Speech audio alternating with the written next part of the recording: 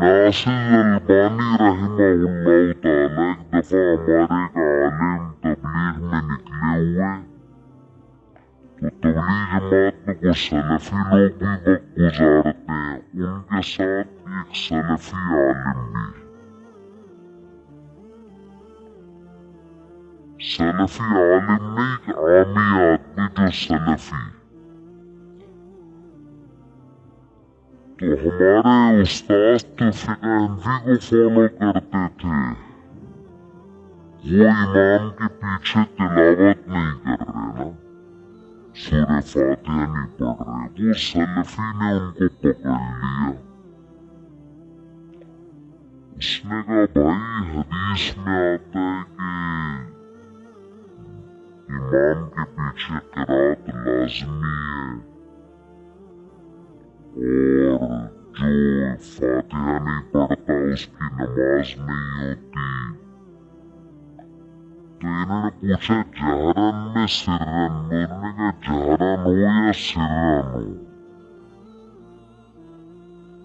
دونوں میں نماز پڑھنی پڑے گی، سورہ فاتحہ پڑھنی پڑے گی۔ پھر وہ حوالے البانی، پھر انہوں نے کہا ابو حنیفہ تو یہ کہتے ہیں، کہا بھائی ابو حنیفہ کا دور گیا، اب تو جو ہے نا کمپیوٹر پہ ساری حدیثیں نمبر لکھو آ جاتا ہے، اب آپ آج کے جو سلفی علماء ان کو فالو کرو، وہ کسی کی تقلید نہیں کرتے۔ پھر ناصر البانی رحمہ اللہ کا حوالہ دینے لگے، البانی یہ کہتے ہیں، البانی یہ کہتے ہیں۔ ہمارے استاد چونکہ عالم تھے، انہوں نے کتابیں پڑھی ہوئی تھی، البانی کو بھی، ناصر البانی رحمہ اللہ کو بھی پڑھا ہوا تھا۔ انہوں نے کہا البانی تو یہ کہتے ہیں کہ جہری نمازوں میں کم از کم نہیں پڑھی جائے گی۔ اچھا انہوں نے حدیث پیش کی من کان لہو امام فقرات الامام لہو قراءۃ، حدیث میں آتا ہے کہ جس کا کوئی امام ہو تو امام کی قرات مقتدی کے لیے کافی۔ اس نے چھوٹتے ہی کہہ دیا سلفی نے ضعیف، کیا یہ ضعیف، یعنی حنفی کی کوئی بھی دلیل ہوگی تو کیا ہوگی،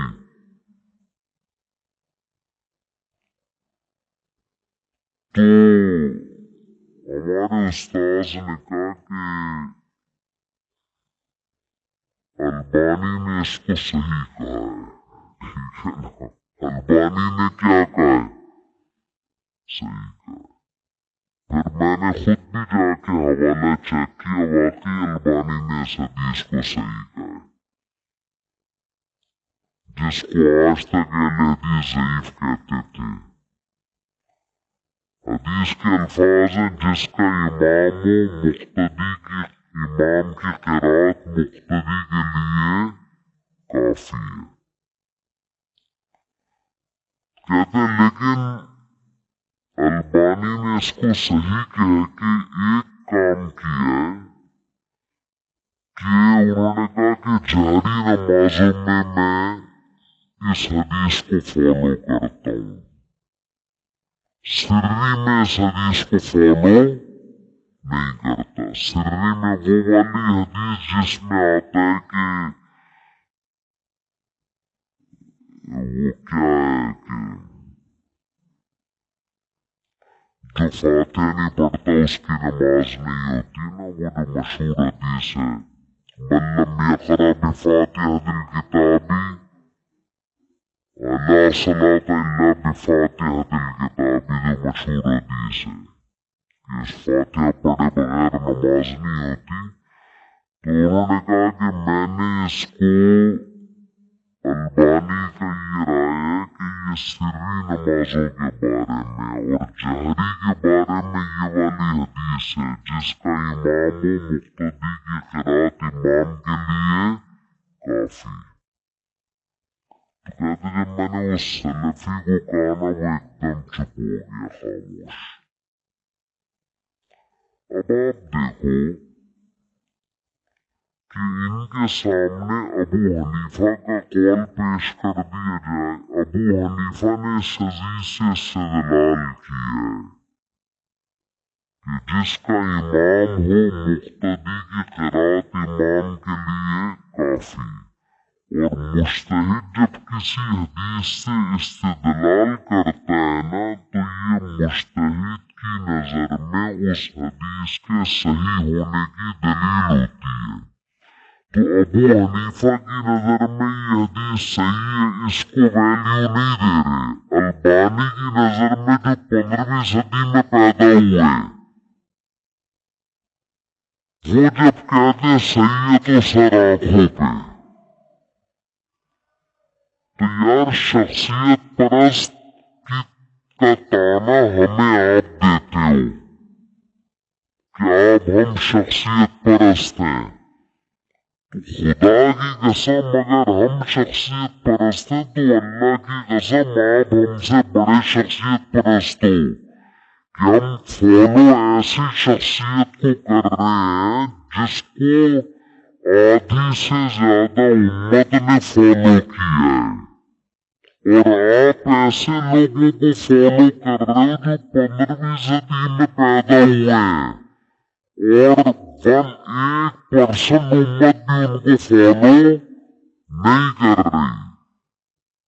لیبل سب نے قرآن و سنت کا لگایا ہوا میرے بھائی. بات یہ کہ قرآن و سنت کی تشریح میں حدیث کو صحیح یا ضعیف قرار دینے میں آپ کس کی رائے کا اعتماد کر رہے ہو؟ اگر ان ائمہ کی رائے کا اعتبار کر رہے ہو جو صدیوں پہلے گزرے جن پر پوری امت نے اعتماد کیا تو آپ کی رائے میں غلطی کا امکان کم ہے.